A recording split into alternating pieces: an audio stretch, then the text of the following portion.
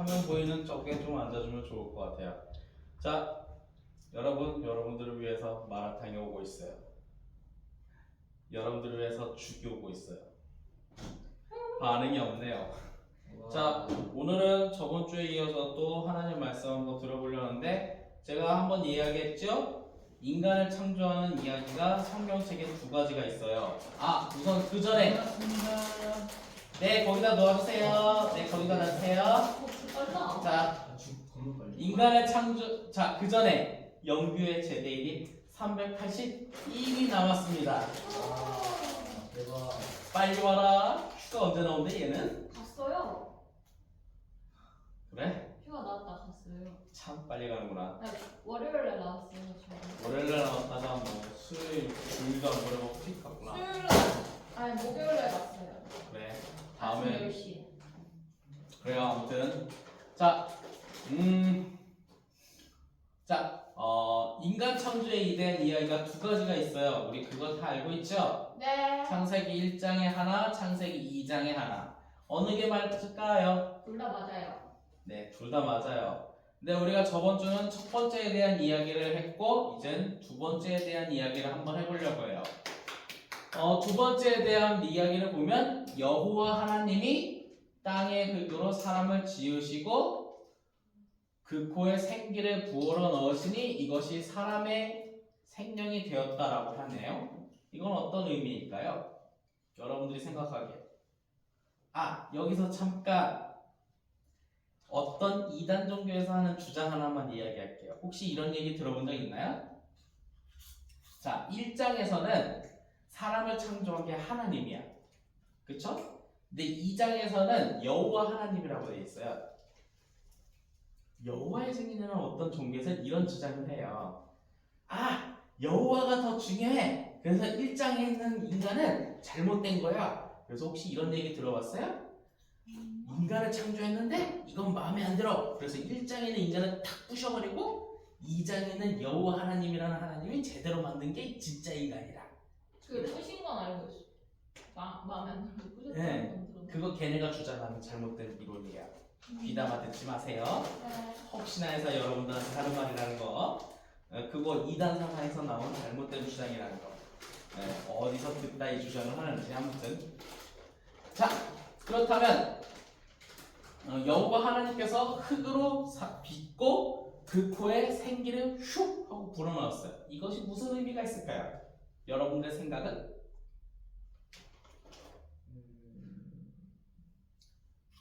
기를 불어 넣은 거죠. 나의 기를. 예준아, 너의 생각은? 저도 같습니다. 무슨 의미가 있을까요? 자, 우선 첫 번째, 인간은 유한한 존재라는 것을 말하고 있어요. 즉 뭐냐? 흙으로 지어졌으니 흙으로 사라지는 존재라는 것을 말하고 있죠. 네. 즉 뭐냐? 어쩌면 1장에 있는 내용은 희망적인 내용이 있다면 2장에 있는 내용은 인간의 한계점을 말하고 있는 거예요. 즉 뭐냐? 우리 인간이 가지고 있는 한계는 분명히 존재하다라는 거예요. 그 대표적인 예시가 바로 흙으로 지어졌다는 거지. 자, 혹시 그 인간이 사람이라는 히브리 언어가 아담이라는 뜻을 갖고 있어요. 근데 거기서 여성 명사를 사용하는 아다마라는 뜻은 흙이라는 뜻도 갖고 있어요. 그렇기 때문에 즉 인간이 흙으로부터 빚어졌다는 티끌 같은 그런 유한한 존재를 갖고 있거든요. 그렇기 때문에 영원한 생명을 지닌 존재가 아니기 때문에 우리는 한계를 지닌 유한한 존재라는 것을 항상 생각하라는 거예요. 그런데 아쉽게도 우리는 무한을 향한 탐욕을 갖고 있지. 언제나 욕심을 갖고 그것을 항상 채워. 맞아요. 아까도 우리가 읽었던 성경 구절에 보면 부자가 계속 자신의 것을 채우잖아. 네. 이거 가지고 하나님 나라 천국 가는 것도 아닌데 말이야. 그걸로 천국행 티켓을 살 수 있다면 우린 너도 나도 부자가 되었을 거야. 하지만 그것을 모르고 무한한 탐욕을 지니고 있는 인간의 부정적인 모습을 알려주고자 하는 인간 창조의 모습이 있다는 거예요. 요 내용이. 자, 그리고 두 번째는 땅에 의존적일 수밖에 없다는 거야. 이유에 어쨌든. 그렇기 때문에 땅에 노동하는 존재이고, 그리고 땅에 살면서 수고하는 노동을 할 수밖에 없다. 물론 그때 당시에는 농경 사회가 대대적인 전반적인 인식이었기 때문에 우리는 이제 우주로 가는 그 시대가 다가오고 있어서 이때 당시에 하나님의 영광을 받았던 사람이 아무리 머리를 써도 우주 시대는 생각을 못했을 거야. 그래서 이제 땅에 의존적인 걸 좀 강조한 면은 있지만 중요한 것은 노동과 일을 통하여서 하는 그런 굴레바퀴 속에 살아있는 존재라는 것은 틀림없는 사실을 이야기하고 있는 거지. 맞죠? 그렇기 때문에 우리는 항상 그런 생각을 하잖아. 노세 젊어서 노세. 그걸 꿈꾸고 있고 솔직히 제일 좋아하는 것이 건물주가 되는 게 꿈이잖아요. 맞아요. 한때 건물주가 되기 전에는 우리의 목표는 없어지지 않아. 공무원이었잖아요. 왜 네. 공무원이었어? 편하게 살고 싶으니까. 혈통과. 근데 이제 공무원이 목표가 되는 것도 이제 사라졌어. 왜냐 공무원도 잘리거든 잘못하면. 맞아요. 그래서 이제 누군가의 꿈은 건물주가 되는 거였어요. 그래서 부모님한테 잘만 돼서 건물 하나 물려받고 편하게 살고 싶기도 해. 그쵸? 네. 근데 내가 이거 하나만은 확실히 말할 수 있어요. 제가 그렇게 공시지가는 높진 않지만 할머니께 건물 하나를 물려받았거든요. 네. 나름 건물주잖아요. 오. 건물 유지하는데 돈이 더 많이 들어요. 솔직히 말해서. 월세를 받을 거 아니에요.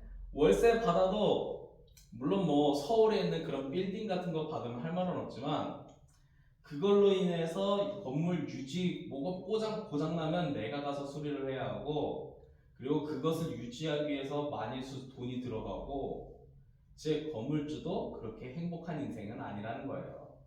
즉 뭐냐? 인간은 일을 해서 돈을 벌고 생계를 유지할 수밖에 없는 그 굴레에 있는 한계가 있다는 거죠. 혹시 여러분들 중에 누군가 건물주가 되는 물론 뭐 부목사님은 공시지가 5천도 안 되는 뭐 그런 건물주라서 그래요라고 한다면 할 말은 없지만 나름대로 작은 건물주를 해보니 큰 건물주가 되어도 똑같겠다라는 내 추측적 발언을 하는 거면 있는데 그 건물을 제대로 유지해줘야지 그 사람들한테 월세를 받을 수 있거든요. 그런 거 감안하고 수리하고 하다 보면 나름 나가는 돈은 똑같아요. 그렇기 때문에 그걸 부러워한다는 것은 여러분들은 좋은 면만 부러워하지 않았을까라는 생각이 들어요. 물론 누군가는 그렇게 생각했죠. 그거 건물 관리를 외주 맡기면 되잖아요. 외주 맡기는데도 돈이 들어요. 그럼 들어오는 돈 나가는 돈 똑같아요. 그럼 뭐야? 생계를 위해서는 노동을 할 수밖에 없는 우리의 인간의 유한한 현실이 바로 성경에서 말하고 있는 거죠. 그래서 이제 여러분들은 어쨌든 지금은 학생이지만 사회에 나가면 어쩔 수 없는 노동을 하는 현실이다 라는 것을 성경에선 말하고 있는 거죠. 어쩌면 창세기 1장에서 말하는 내용과 2장에서 말하는 내용은 좀 상반돼요. 왜냐 창세기 1장은 희망적이지만 2장은 좀 부정적인 현실을 이야기해 주는 거예요. 그럼 왜 그럴까라는 것도 한번 생각해 볼 필요가 있겠죠. 자, 계속 한번 넘어갈게요. 자, 그리고 세 번째 의미는 하나님의 의존적일 수밖에 없다는 거예요. 왜? 생기를 불어넣는 존재라는 거지. 자, 여기서 왜 이 창세기 2장의 인간 창조 이야기를 하는지를 본질적으로 말할 수 있는 거야. 즉 하나님께서 그 생기를 걷어가면 그 인간은 인간이 아니라는 거야. 여기서 말하는 것은. 즉 뭐냐? 하나님께서 1장에 있는 내용처럼 희망적인 내용으로 인간을 창조했지만 그 인간이 하나님을 벗어나려고 하는 성향이 나중에 발견되었던 것 같아. 그래서 이제 창세기 2장의 내용을 너희들은 하나님을 벗어나려고 했을 때 이런 유한한적인 부정적인 의미에 갇혀 있다라는 거야. 그런데 그때 하나님의 생기가 있어야지 그것을 힘을 삼아서 살아갈 수 있는데 그것을 벗어나려고 하면 그냥 끝이라는 거지. 그래서 우리는 그 하나님의 생기를 함께하기 위해 무엇을 해야 하냐? 하나님과 함께하기 위한 발버둥치는 무언가를 계속 해야 한다는 거지. 물론 그것이 무엇일지는 여러 가지겠지만 적어도 이거 하나만은 확실해요. 인간은 하나님으로부터 생명을 받기 위한 유한한 존재일 수밖에 없어요. 창세기 1장과 2장이 우리에게 말하는 인간 창조에 대한 내용이 바로 이런 거죠. 자, 그렇다면 우리는 이런 생각을 해볼 필요가 있죠. 하나님으로부터 이런 생명을 받기 위해서는 우리는 무엇을 해야 할까라는 거예요. 여러분들이 한번 상상을 해봐요. 하나님으로부터 이런 생명을 받기 위해서는 뭘 해야 할까요? 한번 생각나는 거 아무거나 한번 얘기해봐도 돼요. 도연이의 이필. 자, 여기서 말하는 결론은 딱 하나예요. 인간은 연약하고 유한한 인간이기 때문에 하나님의 은혜가 필요하다는 거예요. 그렇다고 해서 이것이 하나님이 인간을 애완동물처럼 끌고 다니는 존재라는 건 아니에요. 인간에게 선택을 주었어요. 그러나 인간에게 주어진 현실이란 것은 하나님과 함께해야만이 생명을 유지할 수 있어. 근데 벗어나는 것 또한 인간의 선택이야. 그런 자유의지라는 게 좀 있기는 해요. 그리고 창세기 1장과 다르게 서술한 이유는 서로 다른 인간의 특징을 이야기하는데, 이유에 어쨌든 인간이 하나님을 벗어나려고 하니 하나님 입장에서 어떻겠어? 야, 니들이 나를 벗어나면 이런 일이 벌어지고 있어. 너희들이 그렇게 하면 안 돼. 라는 것을 알려주기 위한 뭔가 메시지가 필요하지 않겠어요? 네. 그러기 위해서 말하는 거지. 너희들은 흙으로 빚어졌고 내가 그 후에 너희들에게 생기를 불어넣었어.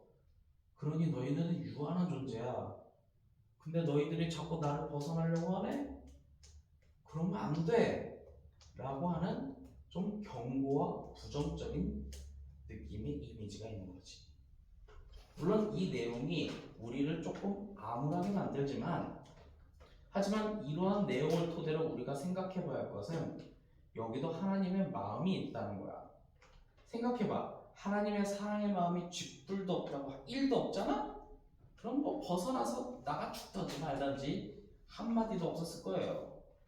하지만 무언가 메시지가 주어져서 있었다는 것은 그것을 토대로 우리가 생각하고 선택할 수 있는 경우의 수가 있다는 거지. 사실 이것도 몰랐다면 우린 내 맘대로 했다가 갑자기 어느 순간에 죽음이 다가올 수도 있어요. 하지만 이걸 안다는 것은 선택할 수 있는 기회가 있다는 거지. 그 선택의 순간에서 하나님이 좋아하는 뜻으로 간다는 것은 바로 그걸 회개라고 하는 거고. 그래서 이 인간 창조라는 이 부분에서 우리가 반드시 기억해야 할 것은 우리는 유한한 존재이고 우리의 한계가 있기 때문에 우리의 무한한 이 욕심을 어느 정도 절제를 해야 할 필요가 있고, 그리고 그것을 하나님의 안에서 우리가 살아가야 한다는 것을 다시 한번 생각해 볼 필요가 있는 거예요. 이것을 말하는 게 창세기의 내용이고, 그리고 이제 다음에는 인간을 항상 가지고 세상이 말하잖아요. 아니, 성경에서 항상 말하잖아요. 인간이 항상 죄인이래. 왜 죄인일까요? 아니, 성경에서 항상 죄인이라고 하잖아, 인간이. 네. 왜 죄인일까요? 윤호야? 윤호가 생각하면 왜 죄인일까요? 솔직히 말해서 좀 기분 나쁘지 않아요? 아니, 인간이 죄인이래. 죄인이라서 그 죄를 해결하기 위해서 예수님이 필요하대. 예준이가 생각하기에 왜 죄인일 것 같아요? 도현이가 생각하기에 왜 죄인이래? 성경에서 가끔 그런 느낌 안 들어요? 성경 읽다가, 아니, 하나님 말씀 듣다가 인간이 죄인이래. 왜 죄인이지? 궁금하잖아요? 그럼 다음 주에 한번 더 봅시다. 네, 다음 주에는 왜 인간이 죄인이 되었는지 창세기 3장에 대한 내용을 한번 이야기하려고 해요. 오케이? 자, 이렇게 1장과 2장에 대한 내용을 했고 다음 주에 3장에 대한 내용을 하도록 하겠습니다. 자, 혹시 질문 있으신가요? 없죠? 마라탕은 아직 안 하는데 다른 간식은 없고. 네. 그럼 기도하고 마치도록 하겠습니다. 자, 기도서. 사랑하는 하나님 참으로 감사합니다. 오늘 창세기 2장을 통해 하나님을 벗어나려고 하는 인간에게 향한 하나님의 사랑의 메시지가 있습니다. 인간은 유한한 존재이기 때문에 무한의 그 욕심을 절제하는 우리 인간 스스로를 돌아봅니다. 그리고 그 안에서 하나님의 뜻 안에, 하나님의 사랑 안에 살아가야 한다는 것을 생각해 봅니다. 우리가 하나님을 벗어나려고 할 때 그 모든 것이 끝난다면 우리가 하나님의 안에서 벗어나야 할지 말아야 할지 그 선택의 순간이 있습니다. 우리가 어떻게 살아가야 할지 오늘 이 말씀을 토대로 우리가 현명한 판단, 옳은 판단을 할 수 있도록 주님 도와주세요. 언제나 함께 하신 아버지께 감사드리며 주 예수 그리스도의 이름으로 기도하였습니다. 아멘.